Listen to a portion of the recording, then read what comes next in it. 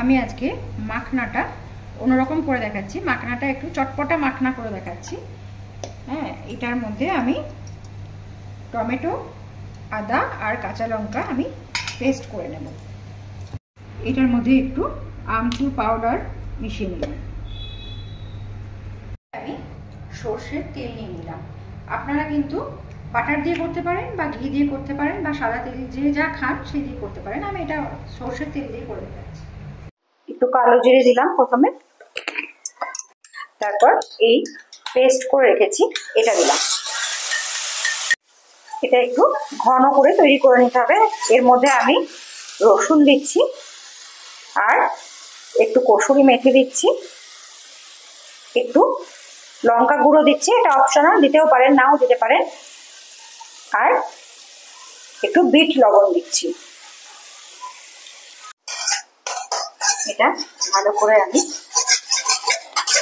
কষিয়ে নিয়েছি পেস্টটা। এবার এই যে মাখনাটা আমি একটু ঘি দিয়ে ড্রাই রোস্ট করে রেখেছি, এটা আমি এর সাথে মিশিয়ে নেব। হৃদয়ে আছে যা সেই তো ভালোবাসে, প্রতিটি মানুষেরই জীবনে প্রেম আসে।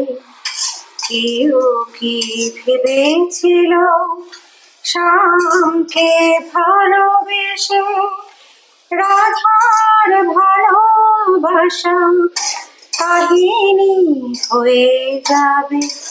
হৃদয়ে লেখো না সে নাম রয়ে যাবে। যদি কাগজে লেখো না, কাগজ ছিঁড়ে যাবে। পাথরে লেখো না, পাথর ক্ষয়ে যাবে। হৃদয়ে লেখো না সে নাম রয়ে যাবে। যদি কাগজে লেখো না। এটা অল্প ক্যালোরিতে ইভিনিং স্ন্যাক্স বা ব্রেকফাস্টে, ক্যালোরি কম এটা, অথচ পেট ভরে, অথচ মুখরোচক, এরকম করে করে বানিয়ে খেতে পারেন। এটা আমার কুড়মুড়ে সুন্দর চটপটা মাখনা রেডি হয়ে গেছে। এরকম করে চটপটা মাখনা তৈরি করে খাবেন। হ্যাঁ, খেতে খুব টেস্টি হয়েছে।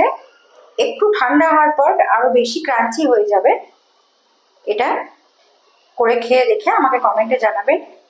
যদি ভালো লাগে শেয়ার করবেন, সাবস্ক্রাইব করবেন চ্যানেলটাকে। ভালো থাকবেন সবাই। Thank you.